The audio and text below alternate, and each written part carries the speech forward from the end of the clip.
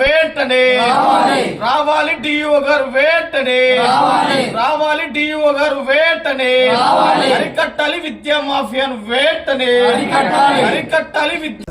ప్రభుత్వ నిబంధనలు పాటించినటువంటి పాఠశాలలపై చర్యలు తీసుకోవాలని, అదేవిధంగా ఇవాళ విద్యను వ్యాపారంగా మారుస్తున్నటువంటి ఏదైతే ప్రైవేట్ కార్పొరేట్ విద్యా సంస్థలపై చట్టపరమైనటువంటి చర్యలు తీసుకొని ఆ పాఠశాలల గుర్తింపును రద్దు చేయాలని చెప్పేసి ఇవాళ ఐక్య విద్యార్థి సంఘాల ఆధ్వర్యంలో అనంతపురం నగరంలో ఉన్నటువంటి విద్యాశాఖ కార్యాలయం ఎదుట మరి ధర్నా నిర్వహించడం జరిగింది.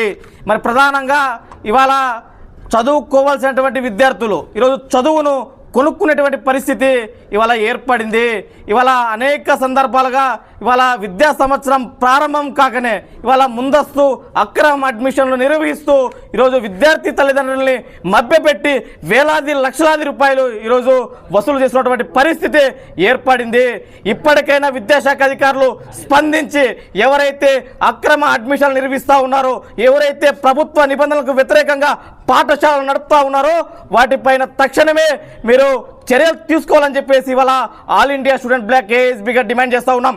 అదేవిధంగా నగరంలో ఉన్నటువంటి శ్రీ చైతన్య, నారాయణ, ఏజీఎస్, ఇతర ప్రైవేట్ కార్పొరేట్ విద్యా సంస్థలు ఈరోజు ఏదైతే అనంతపురం శివారులో ఉన్నటువంటి ఏదైతే సాక్షి ఆఫీస్ సమీపంలో ఉన్నటువంటి ఏజీఎస్ పాఠశాల ఇవాళ రేకుల సీట్లకు పిఓపీలు ఏర్పాటు చేసి దాదాపుగా ఆ పాఠశాలలో 1వ తరగతి చదవాలంటే దాదాపుగా 1,65,000 రూపాయలు ఫీజు చెల్లించేసినటువంటి పరిస్థితి ఏర్పడింది.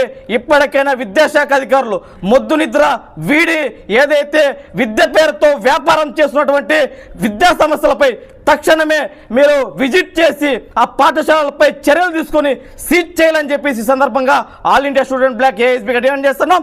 లేని పక్షంలో పెద్ద ఎత్తున ఐక్య విద్యార్థి సంఘాల ఆధ్వర్యంలో పెద్ద ఎత్తున ఆందోళన నిర్వహిస్తామని డిఈఓ గారికి హెచ్చరిస్తా ఉన్నాం.